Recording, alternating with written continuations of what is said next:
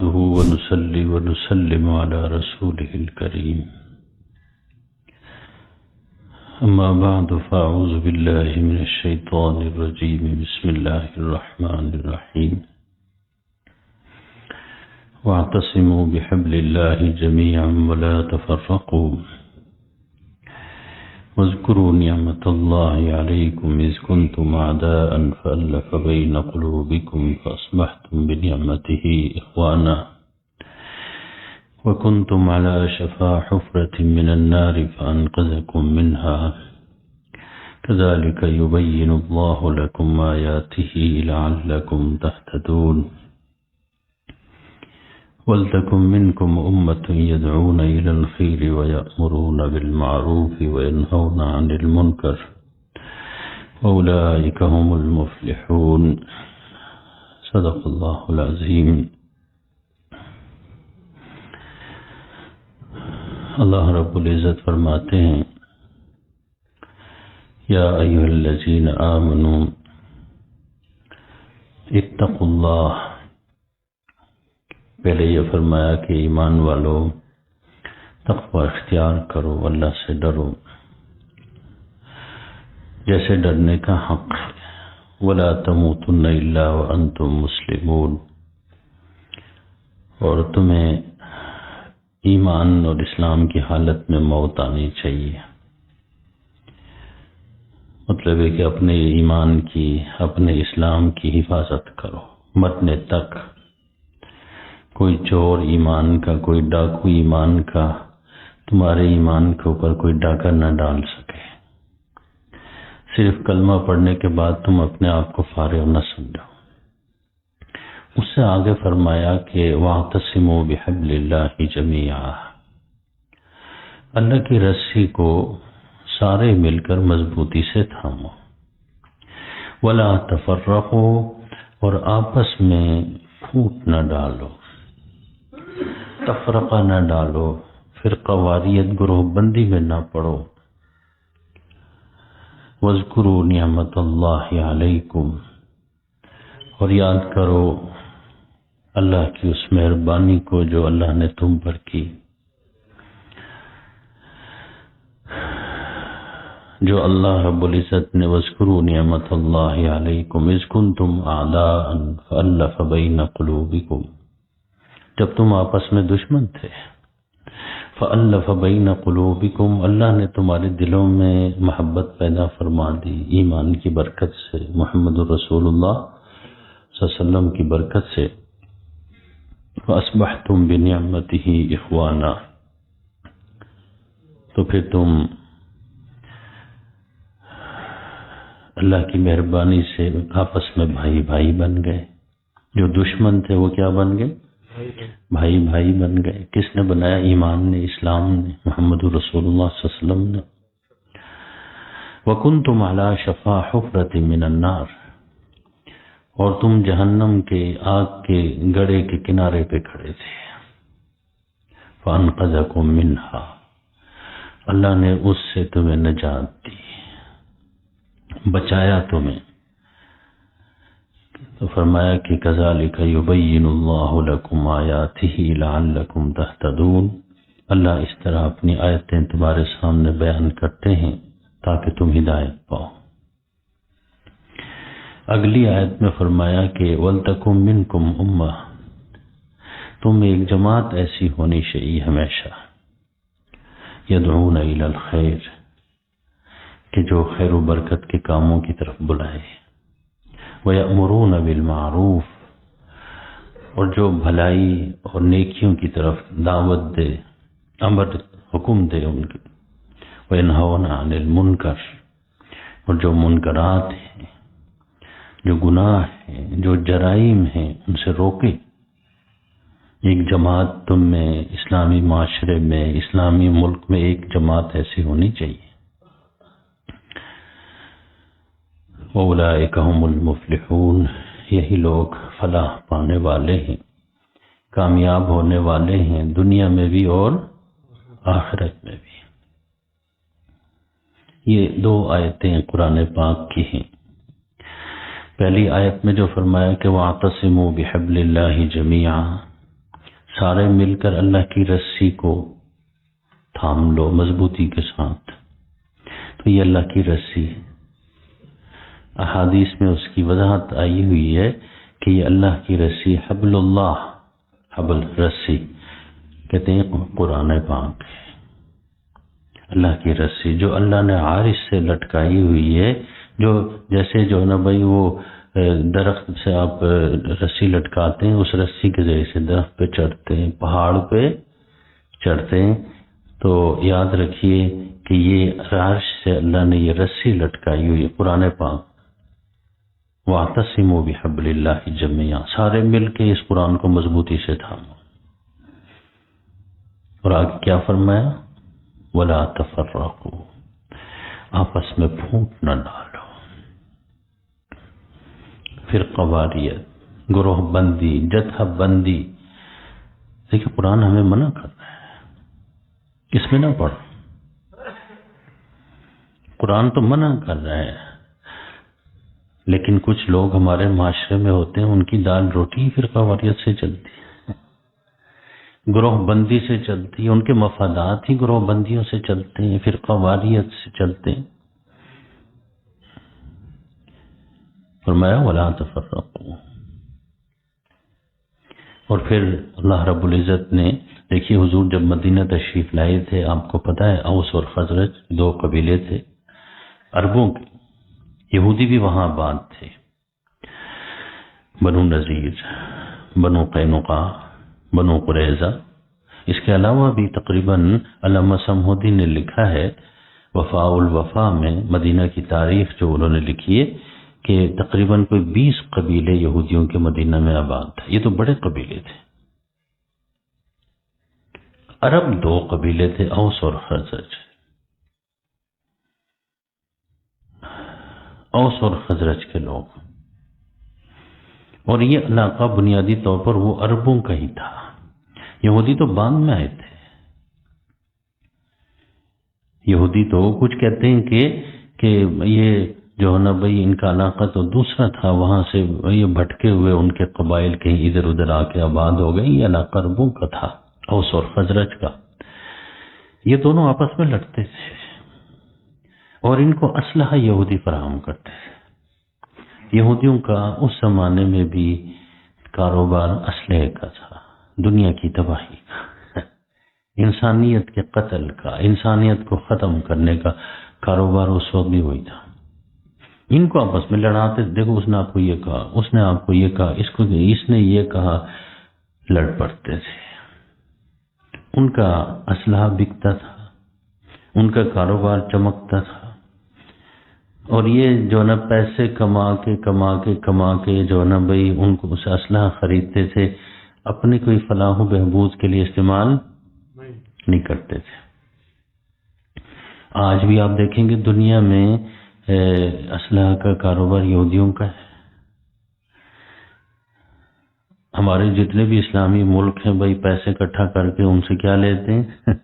اسلحہ لیتے ہیں.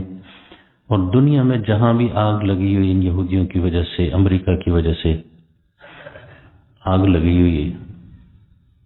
وہ جو اقبال نے کہا تھا نا کل یوم اقبال، حضرت علامہ اقبال کی ولادت کا دن تھا 9 تاریخ، اور چھٹی کی گئی. بڑی خوشی ہوئی اس بات کی کہ جو ہمارے مشاہیر ہیں، جن لوگوں نے پاکستان کا نقشہ دیا، تصور دیا، جن لوگوں نے اسلام کو پوری دنیا میں غالب کرنے کے لیے جدوجہد کی، کوشش کی، اپنے اشعار کے ذریعے سے، اپنے پیغام کے ذریعے سے، ان میں تو علامہ اقبال کا نام پہلے آتا ہے. اور پھر مسلمانوں کو بیدار کرنے کی کوشش کی. اور وہ جو کہا کہ معمار حرم باز بتعمیر جہاں خیز، از خواب گراں خواب گراں خواب گراں خیز. یہ اقبال کہتے ہیں. معمار حرم مسلمانوں کو کہتے ہیں، خانہ کعبہ کے بنانے والے، تعمیر کرنے مسلمان. باز بتعمیر جہاں خیز، فرماتے ہیں کہ دوبارہ اس جہان کی قیادت کے لیے، اس دنیا کی قیادت کے لیے اٹھو. از خواب گراں خواب گراں خواب گراں خیز، کہتے ہیں گہری نیند سے اب تو اٹھ جاؤ، بیدار ہو جاؤ۔ کس کو کہہ رہے ہیں؟ امت مسلمہ کو کہہ رہے ہیں، بیدار کرتے رہے، کوششیں، جدوجہد۔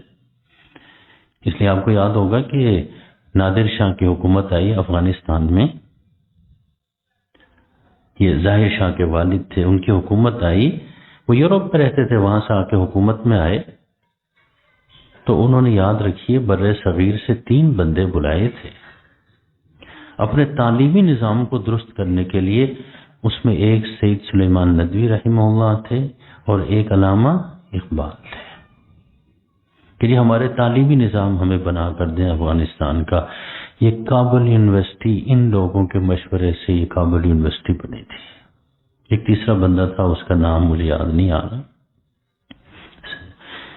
یاد رکھیے یہاں بڑے بڑے لوگ پیدا ہوئے بر صغیر میں، سید سلیمان ندوی دیکھیں، علامہ اقبال، ان کو بلایا گیا تھا کہ جی آپ ہمارے معاشرے کو بھی، ماحول کو بھی، ہماری ثقافت کو بھی، ہمارے رسم و رواج کو بھی، ہمارے دین کو بھی سمجھتے ہیں، آپ ہمیں تعلیمی نظام بنا کر دیں۔ انہوں نے بنا کر دیا تھا، اقبال نے، سید سلیمان ندوی نے۔ یہ کابل یونیورسٹی ان لوگوں کے مشورے سے یہ یونیورسٹی بنی تھی۔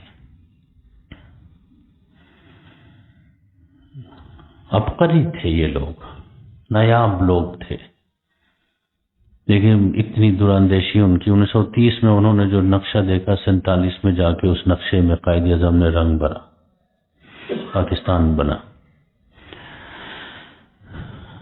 اور پاکستان کے لیے کیا نقشہ دیا تھا؟ قائد اعظم نے کہا تھا کہ جی میں ملک نیا اسلامی ملک بنا رہا ہوں اور اس میں اقبال کے دیے ہوئے بنیادی نکات کو ملحوظ رکھوں گا۔ تو میں ایک چیز آپ کو بتاتا ہوں، وہ جو اقبال نے کہا تھا کہ کریں گے اہل نظر نئی بستیاں آباد، یہ نیا ملک ہی نہیں، یہ نئی بستی ہوگی۔ یہاں پر یاد رکھیے اسلام کی جو تہذیب، تمدن، معیشت، معاشرت، اس کو دوبارہ اپلائی کیا جائے گا، دوبارہ اس کو عمل میں لایا جائے گا۔ یہ اس لیے بنا تھا پاکستان، اس لیے نہیں بنا تھا کہ 100-200 خاندان اس کو لوٹے۔ بھائی یہ اسلام کے تجربہ گاہ کے طور پر بنا تھا۔ کریں گے اہل نظر نئی بستیاں آباد، وہ نئی بستی میں یاد رکھے جمعے کی چھٹی بھی ہے، دیکھا نا، جمعے کی چھٹی ہے، لیکن آئے حکمران ہمارے کہ جی دیکھیں جمعے کی چھٹی کرنے سے ہماری معیشت کمزور ہو جائے گی، ہیں جی تو لہذا جمعے کی چھٹی ختم کرو۔